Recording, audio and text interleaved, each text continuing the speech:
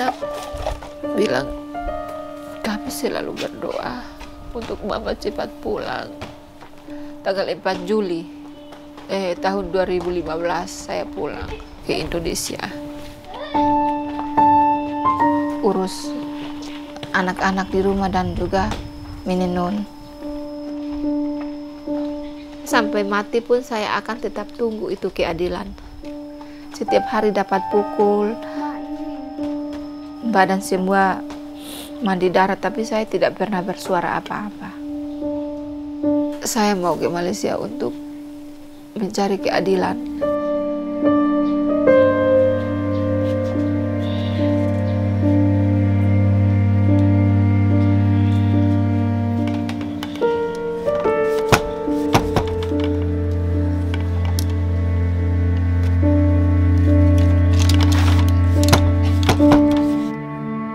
Ya, neraka dan budak.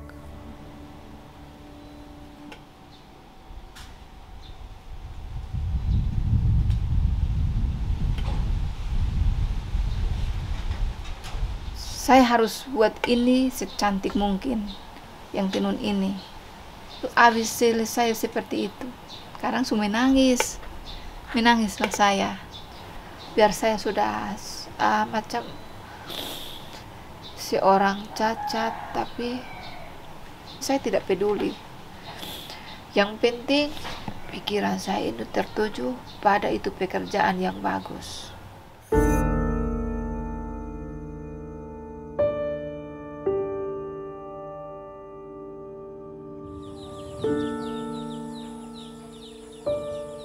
Nama saya Marian Cekabu. Saya korban penyiksaan di Malaysia. Saya ingin mencari keadilan.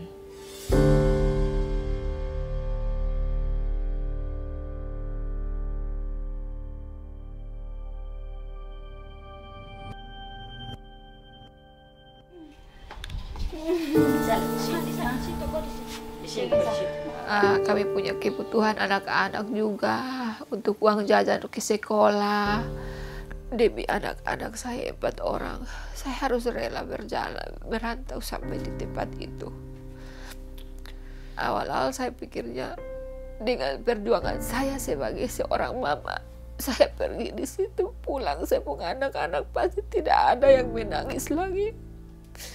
Tidak ada yang melihat orang kalau lewat ini mau makan makanan yang jajan, mereka juga pasti beli seperti itu.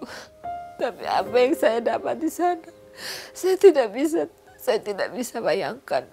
Ternyata saya bukan seperti yang saya kira.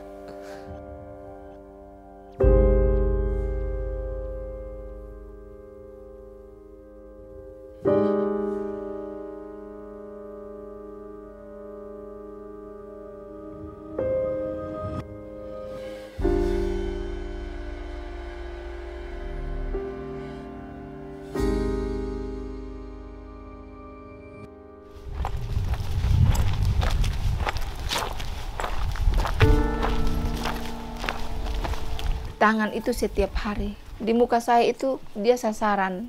Ini, semua muka saya ini sasaran sampai telinga-telinga saya. Waktu itu saya bernapas itu saya tidak pakai hidung, saya bernapas pakai mulut. Karena hidung saya di dalam itu sudah tersumbat dengan luka.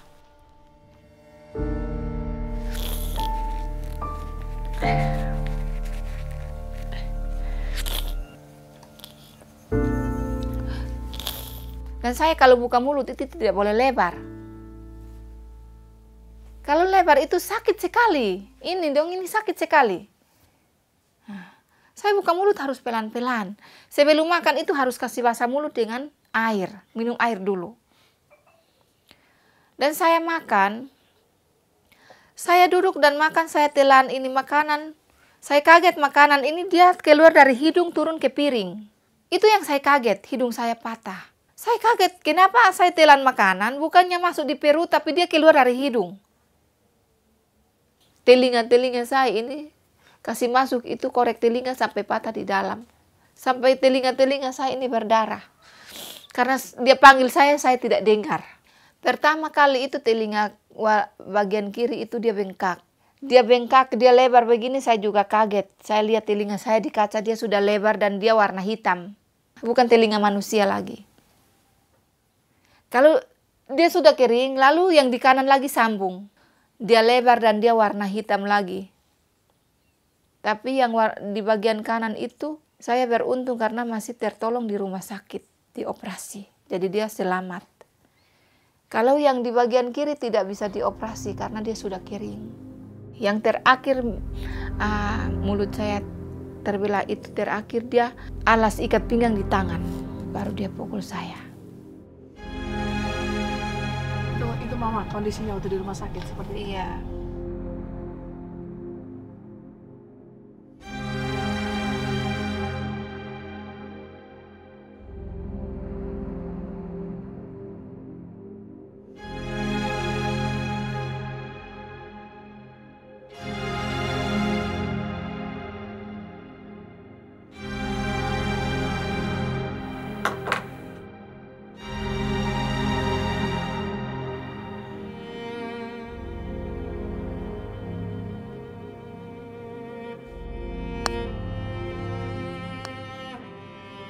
Saya harus kerja dengan telanjang.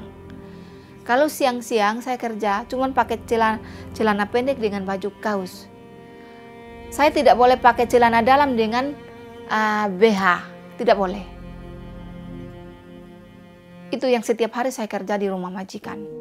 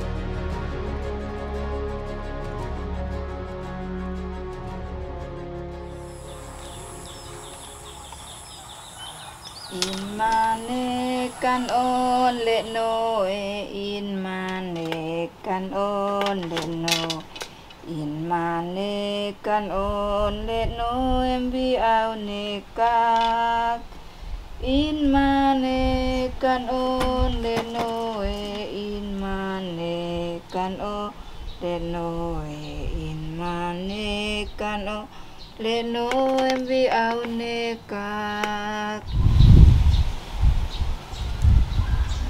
Waktu mama ke Malaysia umur berapa? Umur 7 tahun itu diperkira masih SD kira-kira 7 tahun. Waktu pulang dia mama sudah kenal, pikir siapa, soalnya kan muka sudah beda, jadi dianya sudah kenal ya. Saya tahu dari bapak cerita kalau mama di sana, mama dipukul, siksa, jengkel kalau misalnya kalau itu saat kalau beta ada dengan mama pasti bisa pukul itu majikan. Mama dapat siksa, mama dapat pukul, itu semua mama bisa bertahan karena ketong 4 orang. Mama hanya senyum buat kasih ketong susu minum.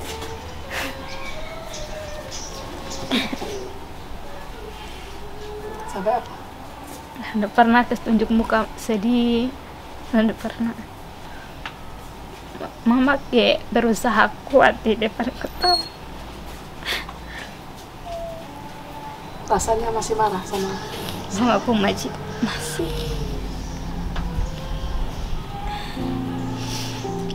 biar saya yang mengalami ini saja. Ya, jangan anak-anak saya. Biar saya sakit, kira saya sakit berat apapun yang saya pikul, biarkan cukup saya terima. Saya terima. Saya ingin hapus air mata anak-anak, itu saja.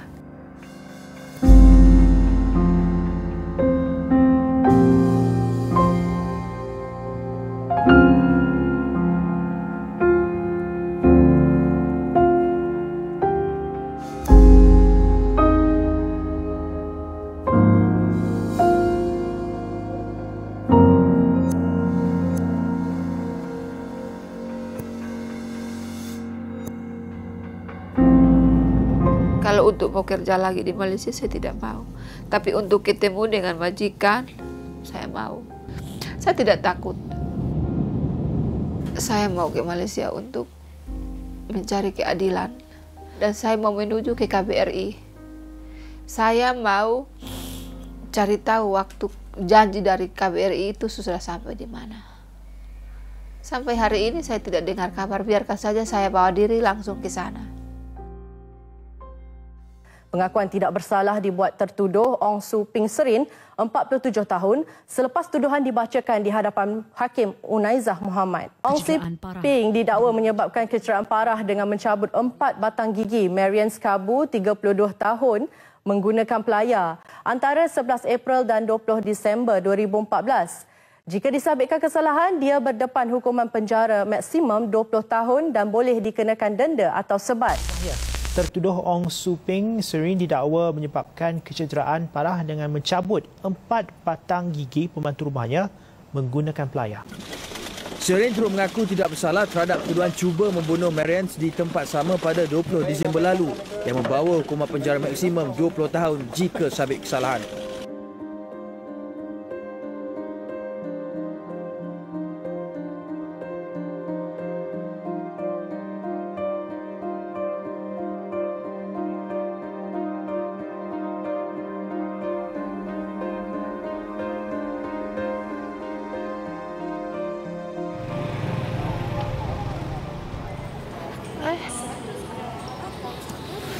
Akhirnya tiba lagi ke Malaysia. Ya, rasa teringat lagi. Nah, negeri ini, negara ini, daerah Malaysia ini. Hari ini juga injak kaki di Malaysia. Saya mau tanya-tanya. Saya mau langsung ke KBRI. Selamat sore, Pak. Sore. Apa kabar? Ada Mariance ini, Pak. Oh iya, Pak Raja. Apa kabar, Pak Raja? Sehat ya? Iya, Sehat ya? Sehat, Bapak. Iya. Proses hukum yang dialami oleh Mariance ini banyak sekali menghadapi kendala. Kasus Mariance ini kan sudah mencuat pengadilan terakhir 2017 ya. Sampai sekarang pun kita tidak tahu progresnya akan seperti apa. Kasus ini sebetulnya masih pending. Jadi KBRI sudah berkirim surat minta penjelasan mengenai status kasus atau kelanjutan kasus Mariance ini. Kandidat Undang-Undang Malaysia, jaksa itu boleh meminta DNA. Dia masih statusnya masih terdakwa gitu ya. Jaksa mengajukan DNA karena masih perlu waktu untuk memanggil saksi-saksi. Masih perlu waktu untuk mengumpulkan alat bukti. Boleh memang mengajukan DNA.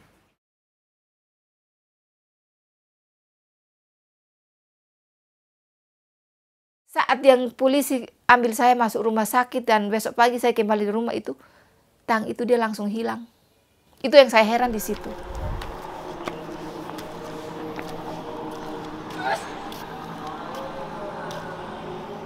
Kalau kasus Mariance, ya, mestinya jaksa penuntut itu yang meminta dimulai sidang lagi. Kalau memang dia merasa sudah siap. Tapi kalau jaksanya diam saja ya terus dia pending saja terus sampai kapan? Mungkin sampai kita lupa gitu ya. Ya kita sudah kirim surat ke pemerintah Malaysia minta penjelasan kasus Mariance ini yang di NDE, karena sudah 5 tahun kan. Apa 5 tahun nggak cukup? Jangan-jangan kalau kita nggak ini juga lupa juga itu kan. Lalu gimana kasus penyiksaan-penyiksaan yang demikian kejam dialami oleh Mariance, yang sampai kupingnya digunting, lidahnya dipotong, giginya dicabut, majikan bebas saja? Di mana keadilan?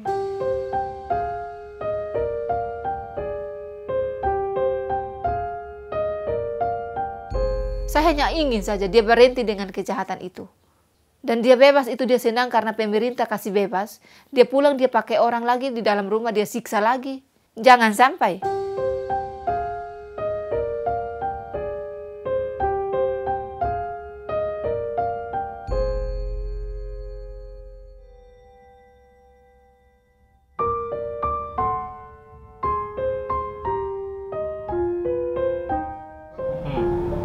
Putusannya di sini ya? Ada Mbak, ya Ampang Session Court, Mahkamah Session Ampang.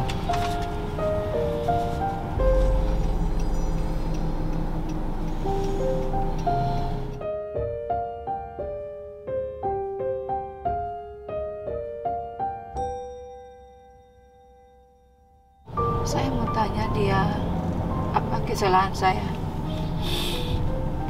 Sampai saya disiksa habis-habisan.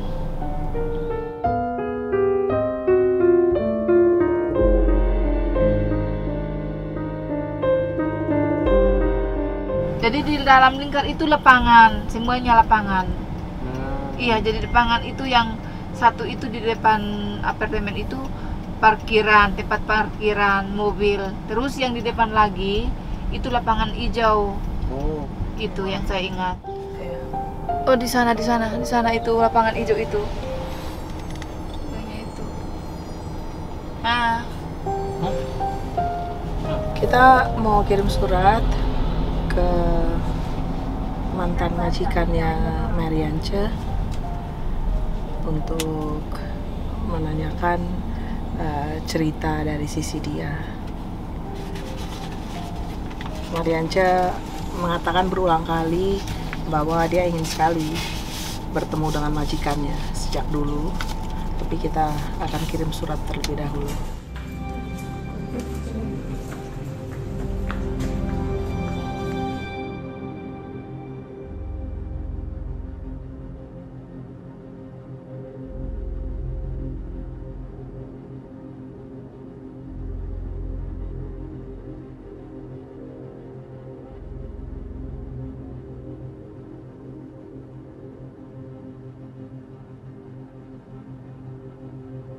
ini dia.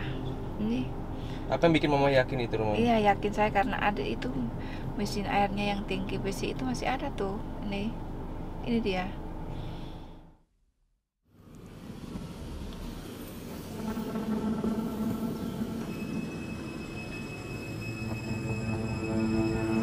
Ada dua.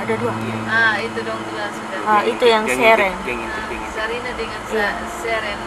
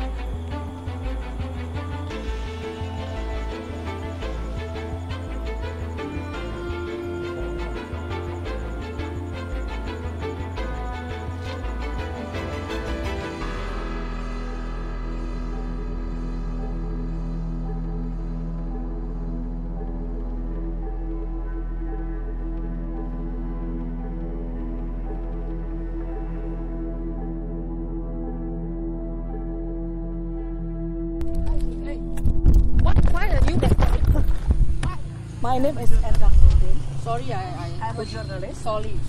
I didn't mean to push you. I didn't mean to push you. Yes.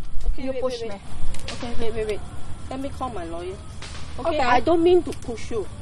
No, but you push me. You push me. You cannot touch fell down. anybody. You cannot touch. You No, cannot shouldn't be touch recording me. anybody. Wait. I sent a letter. Oh, that's a tanya. Kamu lupa saya. Kamu lupa saya Mary. Kalau saya apa kamu siksa saya?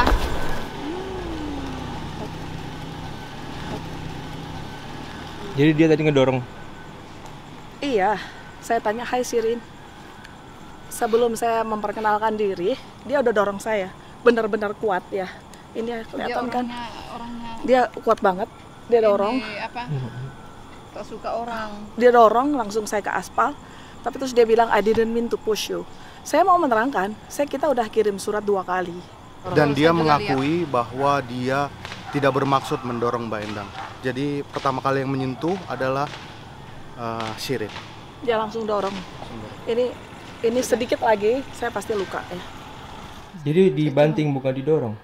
Dibanting. Dia macam dia pakai tangan itu dia begini, bukan dia begini, tapi dia begini. Saya bilang, kamu sudah lupa saya. Kamu ini, saya itu kerja di rumah. Itu apa salah saya, kamu siksa saya. Saya belum dapat jawaban apa-apa dari Sirin.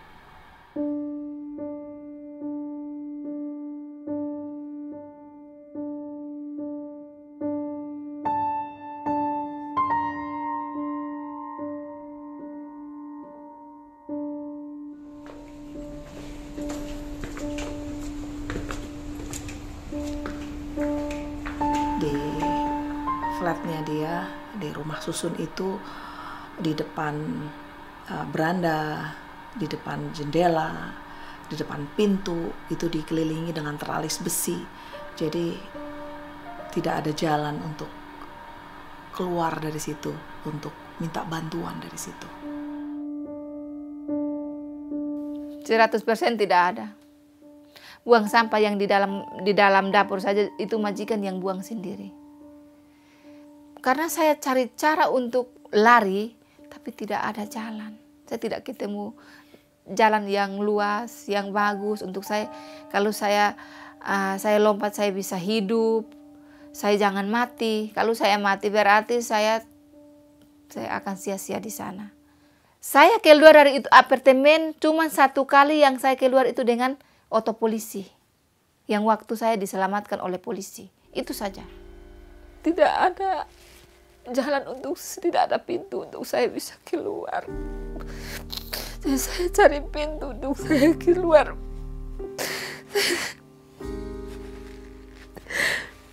Saya hanya minta tolong, Tuhan bebaskan saya dari tempat ini.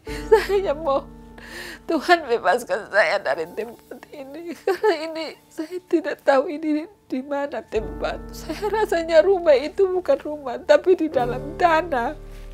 Iya. Itu dah.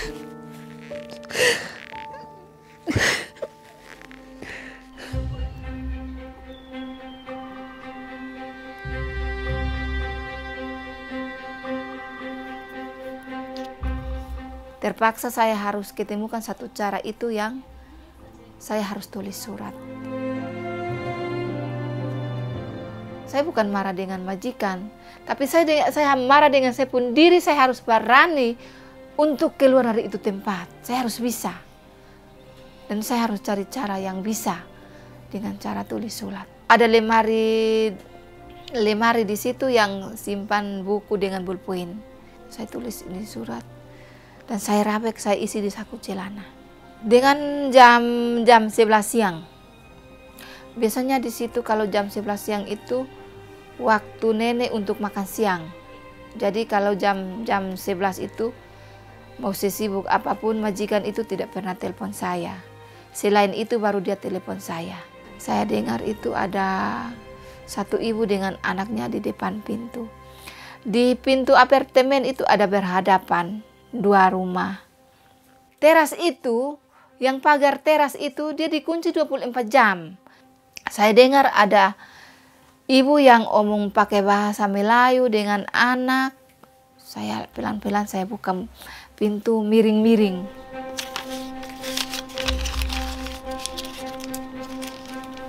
Saya ayun tangan dengan ibu. Saya ambil surat ini, saya buang. Saya buang ke ini, depan pintunya ibu ini.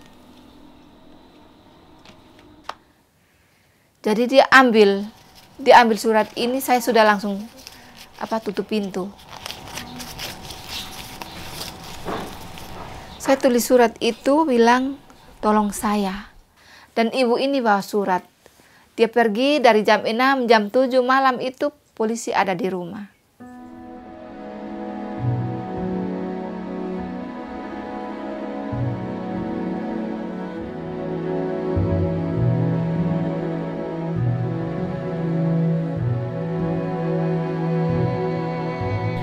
Jadi ini mobil polisi kira-kira di sini ya parkirnya? Iya, sekitar ini kan posisi itu waktu itu malam.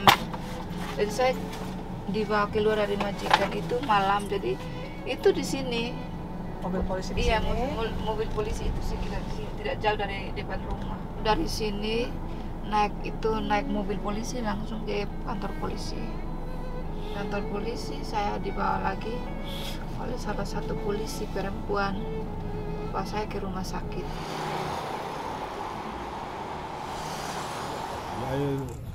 I think she like that means just give it like that 1 or 2 weeks. 1 or 2 weeks she will be no more. Mungkin meninggal lah. My wife want to see you. I can take her. Yeah. Come.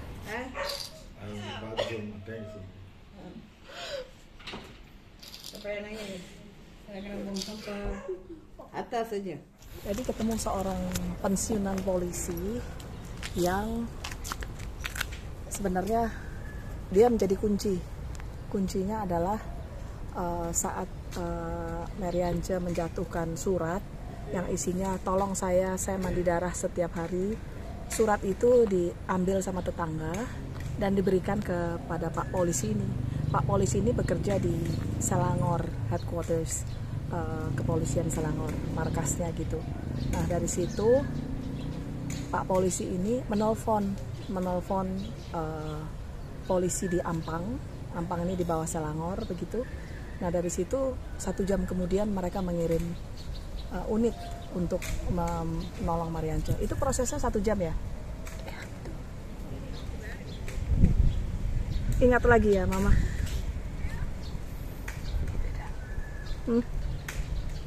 Kenapa menangis? Terharu apa ingat? Ya, saya menangis karena saya ketemu orang baik di sini, tolong saya di sini. Tetangga pada tahu nggak kalau misalnya Seren punya pembantu? Tidak tahu, sama sekali tidak. Mereka kaget. Selama ini saya ada di situ, tapi tidak ada yang tahu kalau Sering itu majikan saya itu pakai pembantu. Setelah saya saya ditolong oleh polisi. Oh, tetangga itu tahu.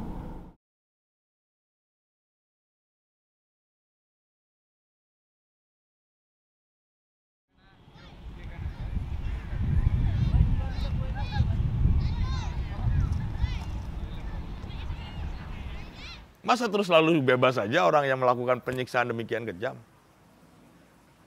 Ya kita lihatlah apakah surat kita ya, ditanggapi oleh Malaysia meminta update penjelasan kapan kasus Meriance ini akan disidang kembali.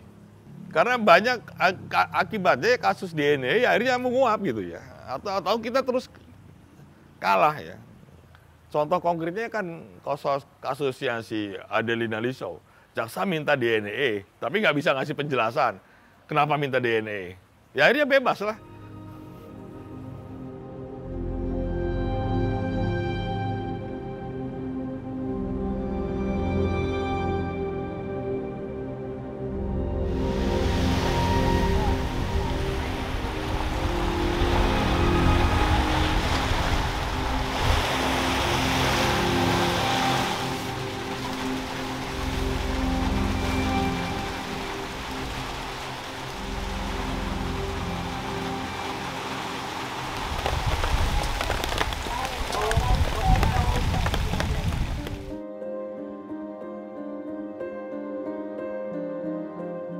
tentang Adelina Sau ini, dia bilang dia dikurung dengan anjing. Iya, waktu saya di sana juga saya dikurung dengan anjing. Saya terbayang dengan posisi saya seperti itu juga. Waktu itu saya di rumah majikan.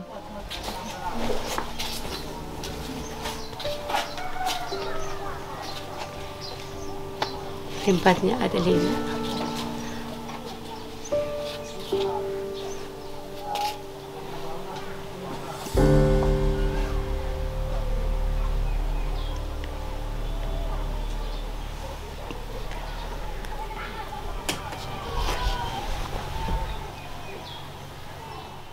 Dia ke Malaysia 3 tahun 3 bulan dia pulang ini bapak itu kami kasih tidur di tempat tidur ini.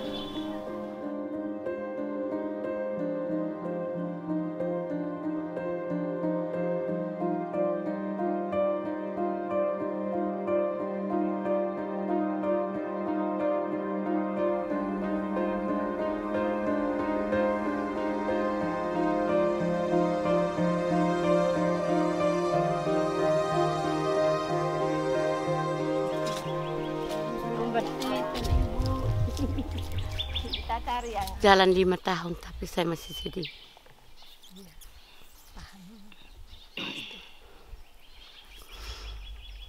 Bukan anak saya, bukan ini hewan ke apa.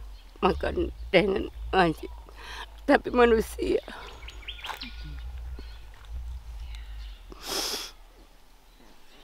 Saya tidak mau anak masuk lagi ke Malaysia. Dan hanya Adelina saja. Kejam dan memang banyak uang ya di situ. Satu kepala aja dulu bisa 30 juta. Itu dari PT-nya. Misalnya Mama Adelina ini waktu dijanjikan sama orang waktu itu diberi uang enggak? Diberi uang sama calo ketika Adelina pergi. Dan kasih Mama itu uang 200.000 sampai hari ini. 200.000. Iya. Itu dikatakan uang sirih pinang atau uang oko Mama. Iya. 200.000. 200.000. Orang tua sudah menerima uang itu, orang tua sudah tidak bisa apa-apa lagi. Mau anaknya seperti apa begitu tidak bisa menuntut sama orang itu. Jadi semacam sudah dibeli begitu. Padahal dari PT itu, dari rentetan itu mereka dapat itu 30, 40 juta. Tapi diterima orang tuanya itu hanya segitu. Paling banter 1.500.000. Paling banter, itu pun jarang.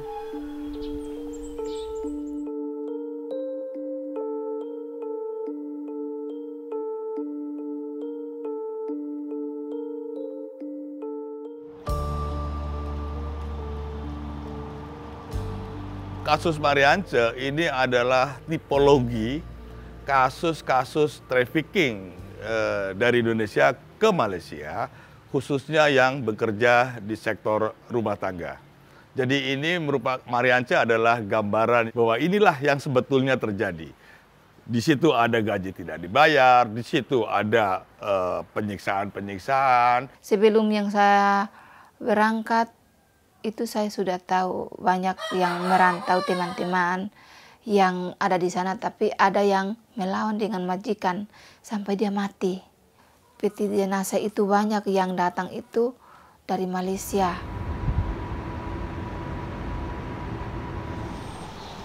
In a day, plus goes to airport. Bisnes pembantu rumah ini sangat besar dan sudah berpuluh tahun di Malaysia. Okey. Kalau itu maid yang dibawa masuk secara legal memang baik sekali lah. Tetapi memandangkan proses-proses sekarang yang banyak kekangannya ya dari segi proses itu terjadi, mungkin kos untuk dibayar oleh majikan itu akan menjadi lagi tinggi.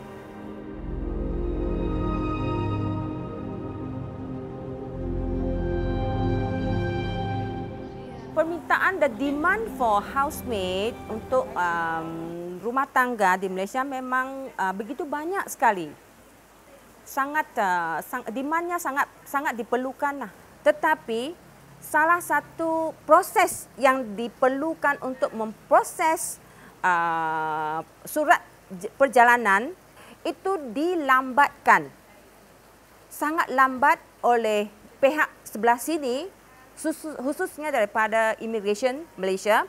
Seperti situasi yang sekarang mungkin perlukan 2 bulan hingga 4 bulan untuk membawa satu saja pembantu rumah secara sah, secara legal untuk masuk ke Malaysia.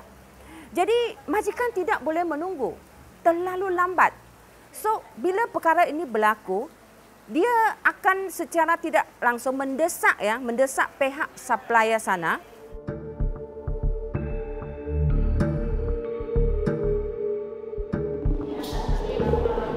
Tetapi kita jangan terjebak pada data yang kita miliki.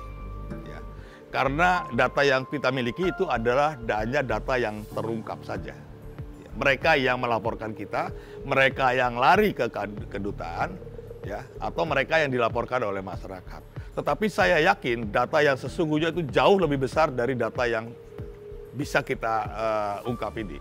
Jadi ibarat tip of an iceberg ya, ibarat fenomena gunung es. Yang di luar sana, yang terjebak di rumah-rumah, yang tidak bisa melaporkan karena tidak ada akses komunikasi, karena dia dikurung dan lain-lain, jauh lebih besar dari apa yang data yang kita miliki.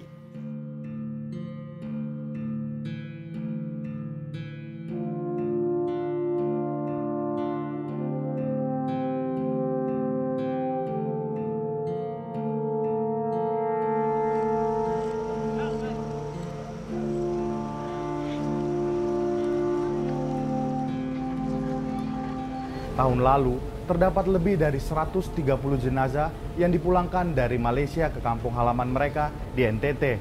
Tahun ini, jenazah masih terus berdatangan.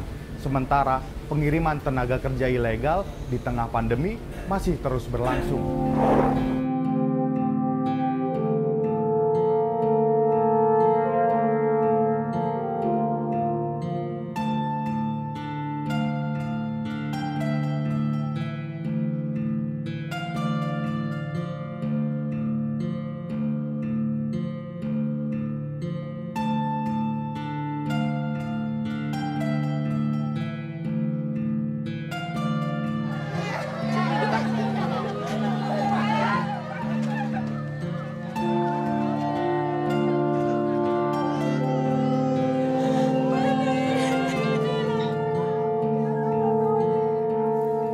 Tiap minggu kemarin juga sehari itu ada 4 jenazah. Ini kadang-kadang saya juga agak habis pikir kenapa Tuhan memberikan cobaan untuk masyarakat di sini. Ketika saya menjemput jenazah, perasaannya saya sangat sedih ya, sedih dan prihatin. Kadang-kadang juga putus asa, kayaknya terus gitu ya.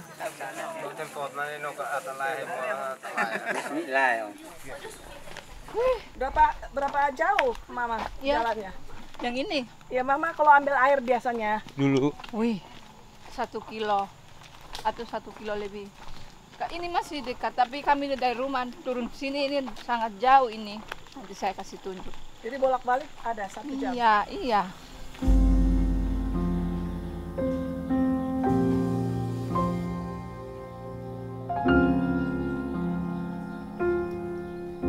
Saya Pendeta Emi Sahertian, saya membawahi Badan Pembantu Pelayanan Advokasi Hukum dan Perdamaian Gemit ketika saya masih aktif. Karena itu banyak sekali bekerja bersama-sama teman-teman untuk isu human trafficking dan juga kekerasan-kekerasan lainnya. Sebelumnya ada beberapa kasus karena mereka sudah tahu bahwa di Sinode Gemit itu bisa juga menjadi tempat pengaduan pertama. Lalu mereka merasa nyaman supaya didampingi oleh pendeta, oleh biarawati. Sasaran utama trafficker itu adalah daerah yang remote area ya. Daerah-daerah terpencil yang sulit dijangkau terutama dalam komunikasi, sinyal dan lain-lain. Dan karena itu masyarakat tidak teredukasi dengan baik melalui informasi-informasi itu. Jadi mereka merasa bahwa yang datang ini adalah penyelamat mereka dari situasi terpencil udah terpencil, kemudian ya saya kadang-kadang sedih kalau pakai kata miskin.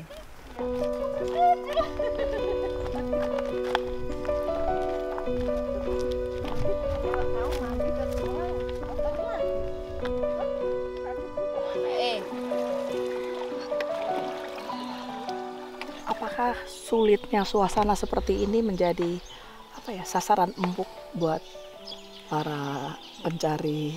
Mereka kan jauh dari keramaian ya, apalagi tergiur iming-iming ya dari para calo. Ya mungkin sekarang calo-calo juga tidak datang ke sini secara langsung, tapi melalui keluarga yang sudah ada di sana. Ya, ini mereka akan mudah untuk dibujuk. Di sana kerja baik, gaji banyak. Ringgit di sana lebih tinggi daripada rupiah.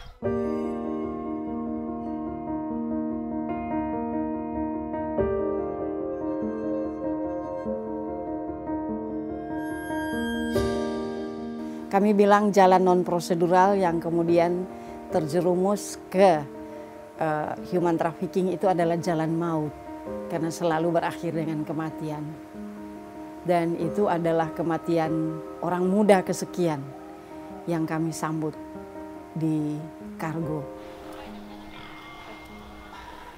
Bagaimana mereka direkrut sampai dengan di Malaysia itu jalan yang penuh dengan ketegangan dan penyiksaan. Ya. Dan bagi saya itu sesuatu yang luar biasa. Dan itu adalah perbudakan yang luar biasa. Yang harus juga diteliti adalah mafia. Mafia perdagangan orang. Karena kekuatan itu ada di situ. Kita menyuluh berusaha sampai sekeras-kerasnya, tapi kalau mafianya juga tidak dibongkar, itu akan berulang lagi, terjadi lagi kejahatan ini. Karena modus mereka itu canggih dan kreatif. Mafia itu bisa memanfaatkan hal-hal yang ada kaitannya dengan kegerejaan misalnya. Mereka menggunakan misalnya kelompok-kelompok doa. Nanti SKPT-nya saya yang pergi. Dia bilang, kamu jangan takut untuk pergi ke Malaysia. Kami dari orang yang berdoa. Itu maka saya saya jatuh hati dengan orang yang berdoa. Tentang kita punya iman, kita sebagai orang Kristen, sebagai orang gereja, sebagai orang yang biasanya berdoa, tidak pernah bikin susah orang. Kita setiap kali berdoa itu membuat orang untuk baik. Dia hidup, bukan dia mau mati. Tidak ada yang mau mati. Maka itu saya teringat, saya ikut dengan kata-kata itu.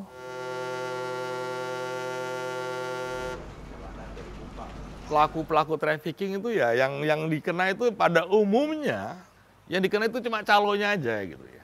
Harusnya semua pihak yang terlibat, yang membantu, memfasilitasi harusnya juga kena juga lah. Bukan cuma calo-calo yang merekrut-rekrut itu saja. Jadi yang kena itu yang trik-triknya aja itu lah, perekrut-perekrutnya gitu. Tapi kan dia nggak berdiri sendiri, pasti dia ada kerjasama dengan oknum lah, dengan harusnya kan dia kena juga.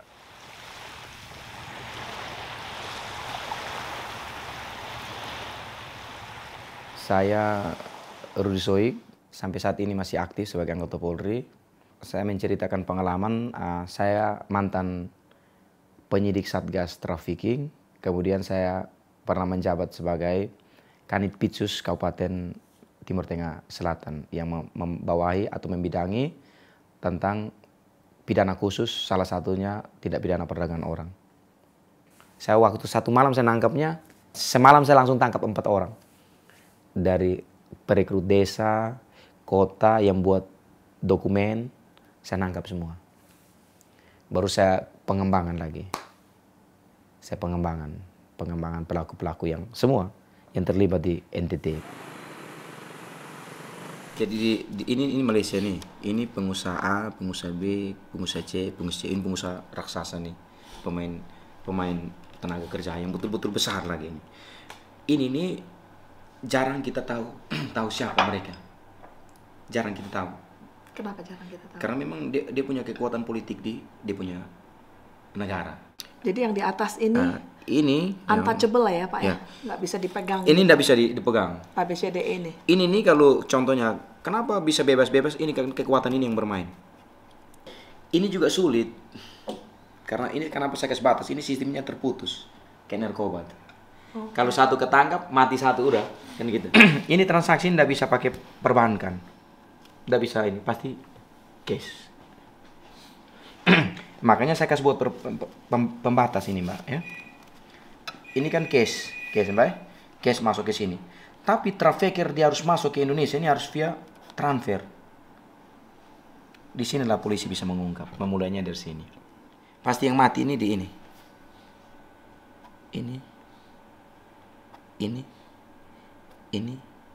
Ini jaringan ini aja. Ini di mana nih? Yang ini dari Indonesia, Jatim, ini Jatim, ini Semarang, Sumatera, NTT. Semua posnya nanti di Batam. Kalau NTT itu dia masuknya Blitar. Pembuatan paspor palsu. Ya, kalau seandainya sulit di NTT, pasti di Blitar. Data dirubah atau tidak? Nama dirubah atau tidak? Tidak. Kalau nama tidak dirubah mungkin di sini bisa. Ya. Kalau masuk ke Blitar itu dia bisa merubah semua. Ini yang bunga-bunga yang kita. Pelaku itu adalah orang-orang yang dekat di dalam lingkaran masyarakat sekitar, bisa tetangga, bisa juga orang di dalam keluarga. Itu bisa ada omnya, bisa ada sepupunya, begitu. Jadi kalau kita di pengadilan, saya beberapa kali mengikuti pengadilan TPPO, itu sedihnya di situ. Karena justru yang ditangkap, mereka-mereka perekrut lapangan yang juga lugu. Sebetulnya mereka adalah korban juga sebenarnya.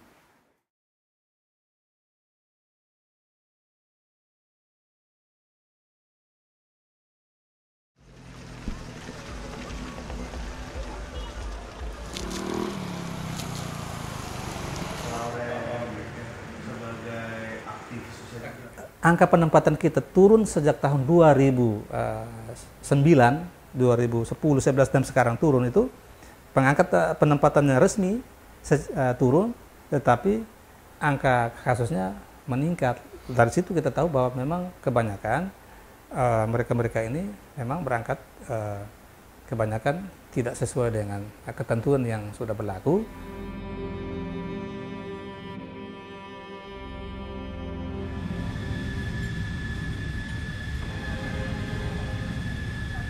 Dengan fasilita yang tidak berdaftar ataupun yang berlesen, menjalankan cara prosesnya secara dicepatkan dengan membawa masuk mereka secara pelancong, secara tanpa calling visa. Itu yang menyebabkan maid ini, pembantu ini masuk secara ilegal. Memang dia masuk secara legal. Kan bila masuk ada job, imigrasi, boleh masuk 30 hari. Tapi selepas itu proses permitnya tidak dapat. Jadi secara langsung mereka jadi ilegal.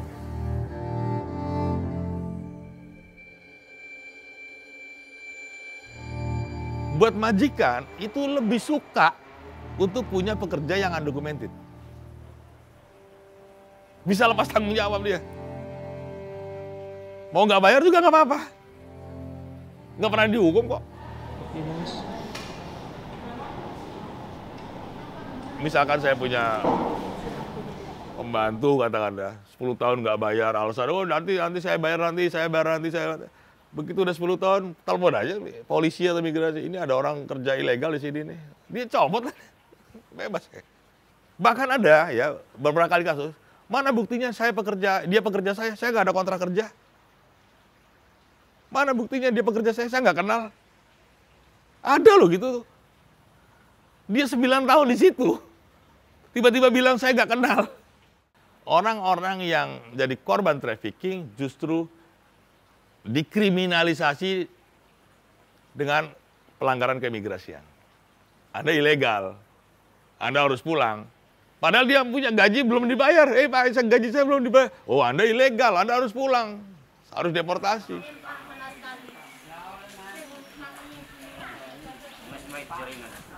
Lebih banyak ruginya daripada untungnya.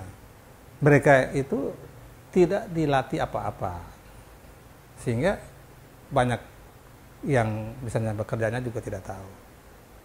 Kemudian kalau berangkat secara resmi itu kan ada pemeriksa kesehatan.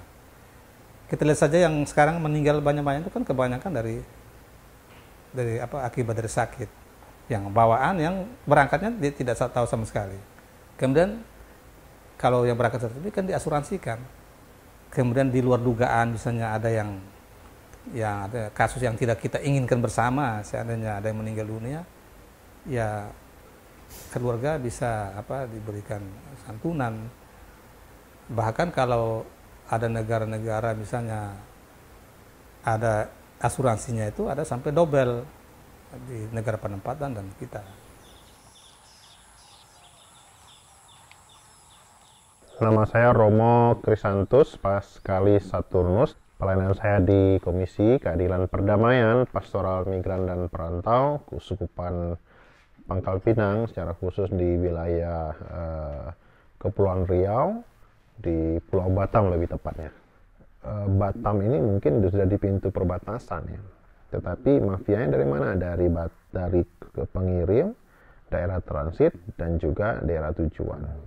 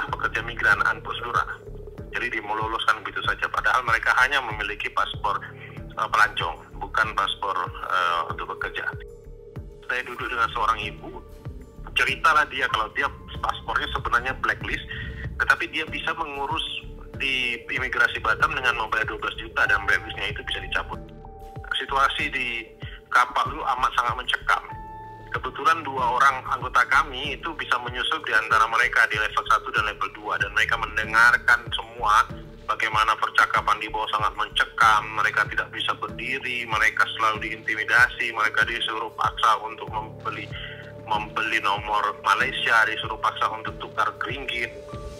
Jadi mereka itu di bawah tekanan yang luar biasa, mencekam, mengerikan. Orang Indonesia semua, Yang ini ambil orang mana? Itu mereka dibawa kemana? KL ya?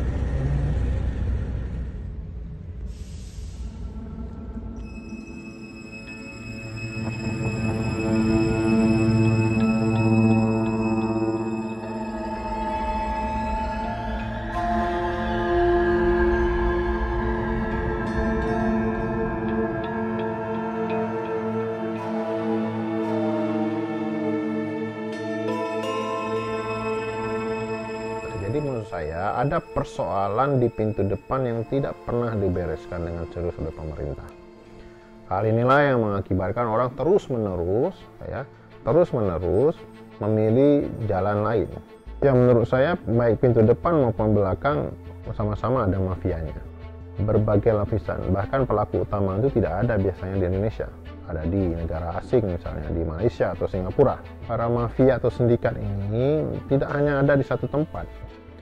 Mereka berjaring dan berlapis-lapis, mulai dari awal dari tingkat paling bawah ya, misalnya di daerah pengirim, bahkan sampai nanti di daerah penempatan, dan itu berlapis-lapis ya. Bahkan sekarang tuh ada tren bahwa antar lapisan itu terputus. Pihak Indonesia, otorita di Indonesia, oknum-oknumnya katakanlah, itu bertanggung jawab karena membiarkan para pekerja menjadi kemungkinan terbesar menjadi korban trafficking. Iya. ikut bertanggung jawab, ikut memfasilitasi. Harusnya yang di Indonesia tahulah, what you did ya di Indonesia, what you did itu dampaknya di sini luar biasa, mencelakakan orang, menjerumuskan orang, mempermalukan negara. Malulah negara, katanya negara besar. Rakyatnya didagangin sebagai pembantu. Mikirlah dikit.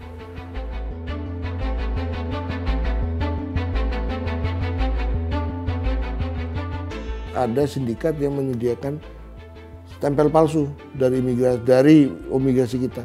Jadi kemudian dia dibuat seolah-olah mereka passing setiap bulan, padahal tidak. Jalur tidak resmi baru kita ketahui kalau ada kecelakaan. Jadi kalau ada kapal karam dan lain-lain, itu baru kita bisa tahu bahwa ternyata ada jalur tidak resmi. Biasanya kemudian ada yang meninggal karena kapal karam. Tapi selama tidak ada kecelakaan, laut tenang, itu kita nggak bisa duga. Karena titik-titiknya dari Kepulauan Riau itu banyak sekali yang terdekat ke sini. Dan memang dekat ya Pak.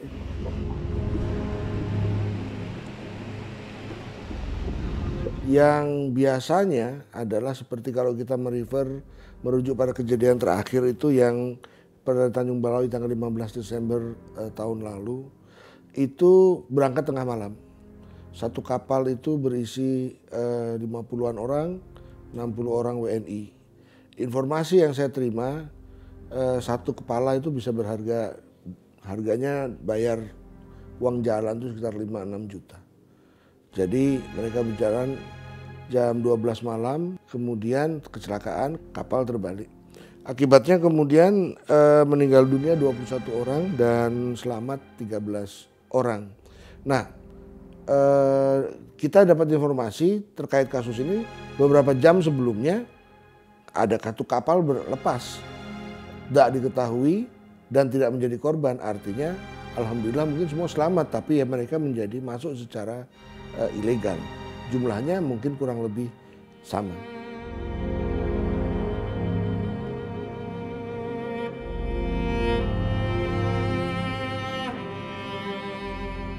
Terkait izin pengurusan yang rumit, ya. Terkait mekanisme keberangkatan yang berbelit-belit, terkait pungutan liar yang juga sangat sadis dilakukan, itu semua terjadi. Dan itu tidak bisa kita tutup mata juga ya. Dan itu berulang-ulang seperti itu. Itulah yang membuat orang, daripada kita ribet-ribet, daripada kita susah-susah, uang juga kita habis, lebih kita lihat pintu belakang. Pintu belakang, mereka tahu juga, ada yang tahu juga bahwa risikonya akan sulit, misalnya bahkan kematian mereka bisa alami. Tetapi itu pilihan yang menurut mereka lebih baik, ya. Tidak ada pilihan bahkan.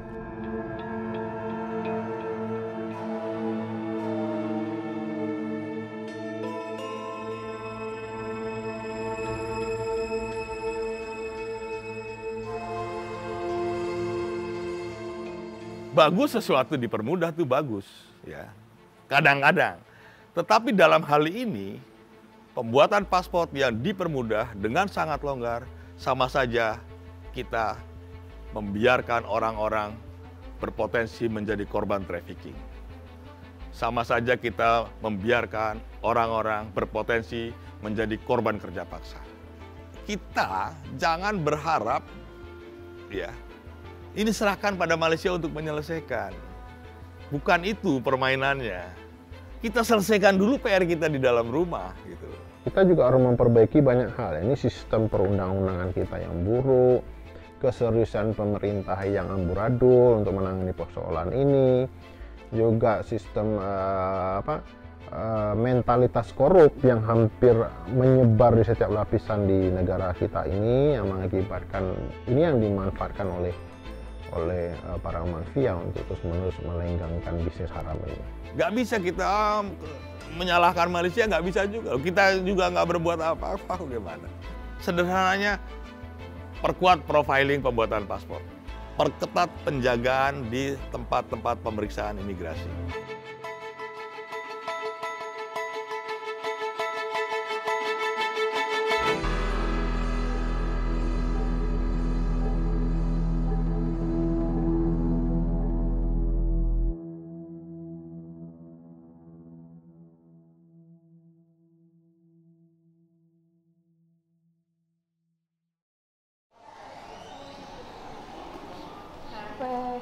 Ini Marianca. Hi Marianca, nice to meet you.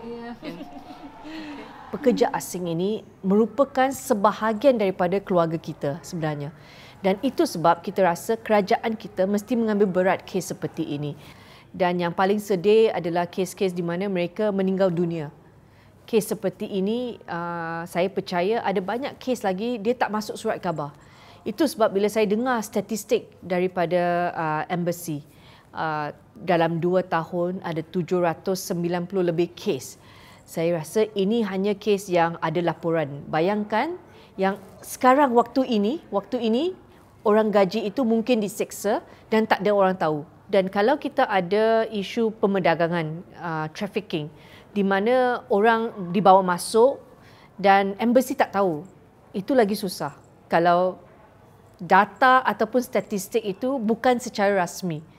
Kalau nak pergi berikan perlindungan pun kita tak tahu kat mana mereka. Itu sebab saya rasa kita kena gerak bersama isu perundangan dan isu kesedaran kepada komuniti, kepada jiran-jiran supaya semua orang tahu. Okey, kalau saya tak lihat orang gaji keluar sekian lama, mungkin ada masalah. Ataupun kalau kita dengar bising-bising dari rumah sebelah, kita kena buat laporan polis.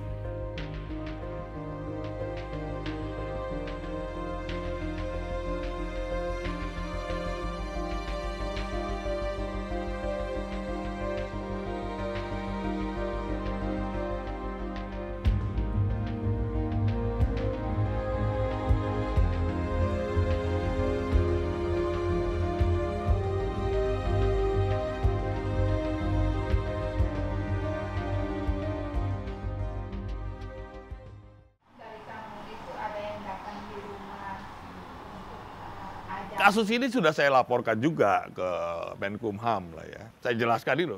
Bahkan saya pernah menghadap Menkumham juga. Langsung saya serahkan. Ini Pak daftarnya nih Pak nih. Paspor-paspor yang dikeluarkan oleh Kanim A, B, C, D, E, F, G. Bahkan mereka ini melanggar karena di saat pintu Malaysia ditutup pun dibolehkan terbang ke Malaysia. Malaysia masih ditutup pintunya, kok boleh terbang ke Malaysia gimana? Ya tahu setelah itu ada edaran lah dari Dirjen Imigrasi PLT ya dari Dirlantas Kim. Ya, mohon untuk tidak mengeluarkan paspor dulu karena ini masih tertutup. Ya tetap aja masuk tuh. Ya gimana? Sorry tuh saya mungkin kalau udah ada edarannya lalu dianggap selesai persoalan itu. Kalau kita menganggap ya human trafficking itu sebagai masalah yang extraordinary crime, ya harus penanganannya pun extraordinary.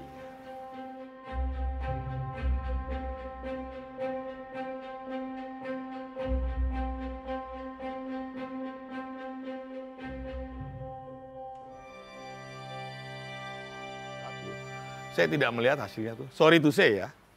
Buktinya dari 2008 sampai sekarang, apakah ada penurunan trafficking? Yang ada justru ada destinasi-destinasi baru tuh. Ada yang ke Laos, ada yang ke Kamboja. Mana peran gugus tugas? Buat gugus tugas, jadi katakan gugus tugas dengan menangani kasus-kasus ini.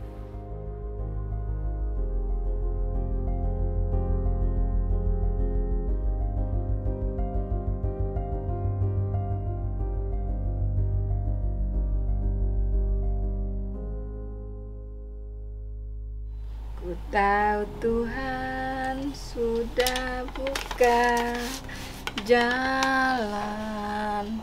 Ku tahu Tuhan sudah buka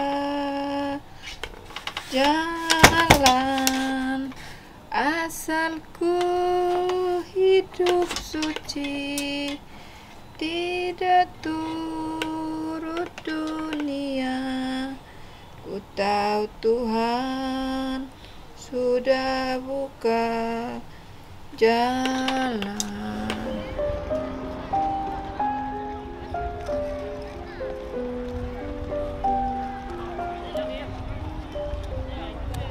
Kadang-kadang saya mau menangis, tapi saya harus berani kuat.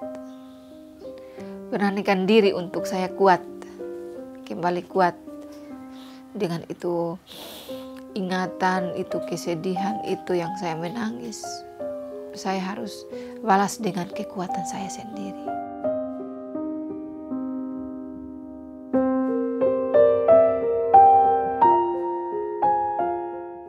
saya berpikir 5 tahun terlalu cepat untuk mengatakan bahwa nanti dia akan berkurang.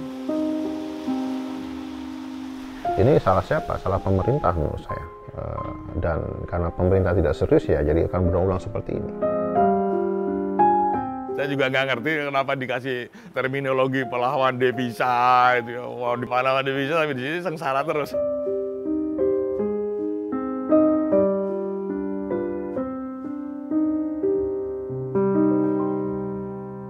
Tuntaskan masalah saya dengan majikan.